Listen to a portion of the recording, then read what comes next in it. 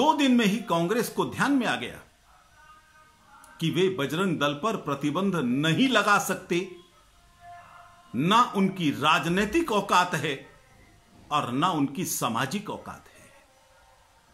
पूरे देश की जनता समाज को बांटने वाली कांग्रेस के साथ नहीं है, हिंसा फैलाने वाली कांग्रेस के साथ नहीं है।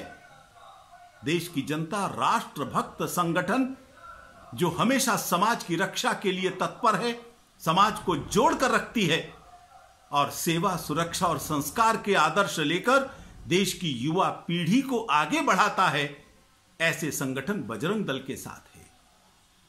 पहले कांग्रेस ने राम के साथ लड़ाई छेड़ी थी, उसमें मुंह की खाई, और अब बजरंग बली के साथ लड़ाई छेड़कर उन्होंने अपना अंत निश्चित कर लिया है।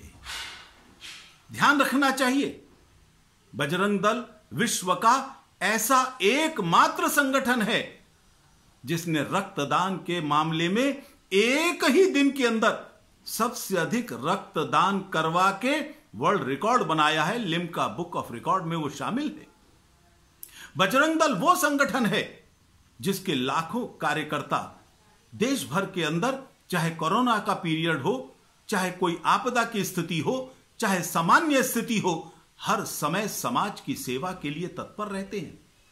कोरोना के टाइम में जब कांग्रेस के नेता अपने घरों में दुबके हुए थे, तब बजरंग दल के कार्यकर्ता कोरोना पीड़ित लोगों के जो मृत्यु हो गई थी, उनके शवों को अपनी जान पर खेलकर दाह संस्कार करने का काम कर रहे थे।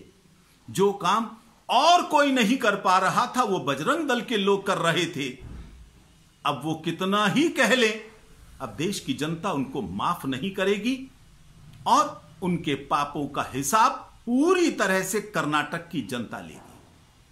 उन्होंने बजरंग बली की जन्मस्थली के ऊपर बजरंग दल को, जो बजरंग बली को अपना आदर्श मानता है, उसको चुनौती दी है, उसको बदनाम करने की कोशिश की है और पीएफआई के साथ अब भी तुलना करने का दुस्साहस कर रहे हैं।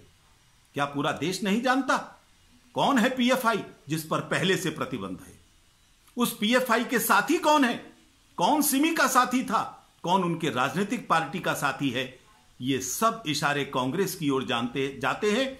उन्हें अपने पापों के लिए माफी मांगनी चाहिए, तभी देश की जनता उनको माफ करने पर विचार कर सकती है।